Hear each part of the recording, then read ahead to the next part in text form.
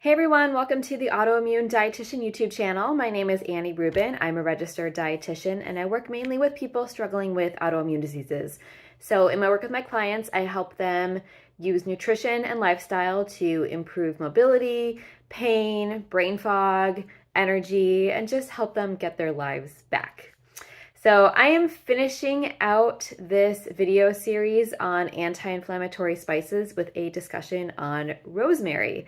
So if you've missed all my videos that I've done so far, please go back and check those out. Anti-inflammatory spices are really important to include in your diet because most of us are so focused on food and supplements that we forget that herbs and spices add a powerful anti-inflammatory boost to our meals, and not to mention some awesome flavor too.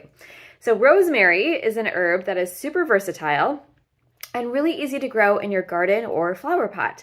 This herb has a number of health benefits, way more than I expected, and I'll be walking you through some of these today. So before I jump in, I just need to attach my usual disclaimer to this video that the information in today's talk is not the substitute for the diagnosis, treatment, or care of disease by a medical provider.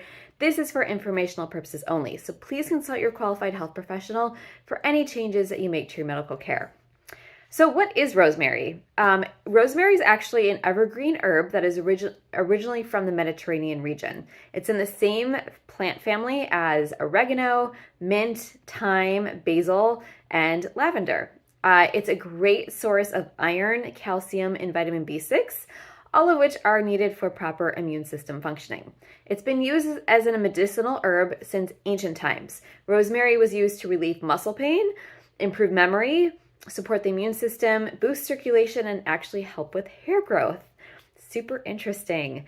All right, so what are some of the great benefits of rosemary? Well, first, it is a great fighter of inflammation and oxidative stress. So one of the main drivers of autoimmune diseases is inflammation and oxidative stress. Rosemary contains a number of antioxidants that sequester free radicals and reduce inflammatory cytokine production. Rosemary has also been shown to improve pain. In a study on rats with sciatica, rosemary significantly reduced inflammatory markers over a 2-week period. It can also help with stress and anxiety. So those of you living with chronic diseases know that stress is a major trigger for many of our autoimmune conditions, and anxiety is something that we deal with all the time. So rosemary can help lower cortisol and increase dopamine levels, reducing both stress and anxiety.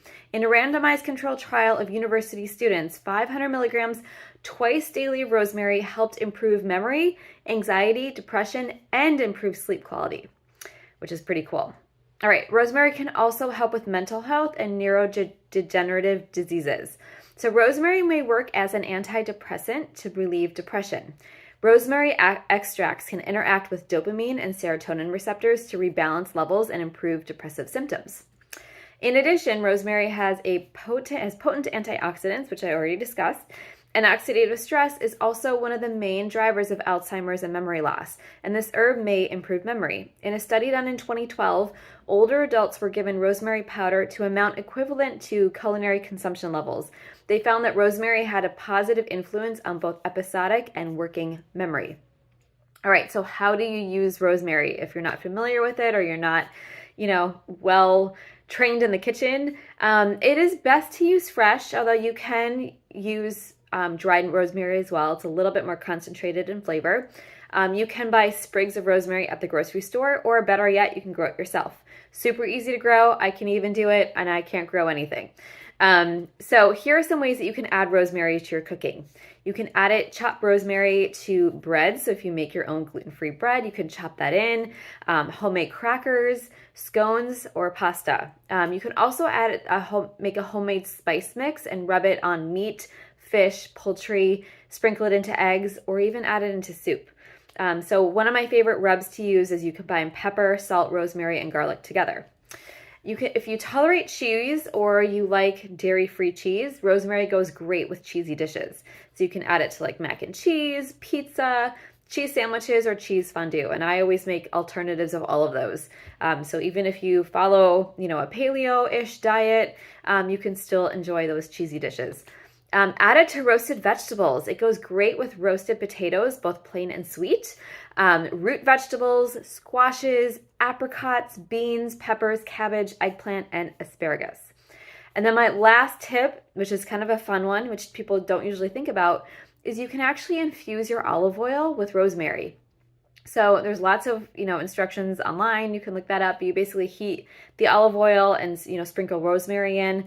You heat it for a short amount of time, and then you just let it seep and sit there in a bottle. And as it sits there in the bottle, the rosemary infuses even more. So that's pretty cool. You can also mix it into salt to make like a rosemary salt spread, and also butter or ghee or non-dairy butter, whatever you use, goes great with rosemary. Pro tip, rosemary is best when added early in the cooking process. So some herbs lose their flavor if you add them too soon. Rosemary is not one of those herbs. You want to add it in a little bit earlier so you get the flavor infused in your dish. All right, so just to recap, we focused on rosemary.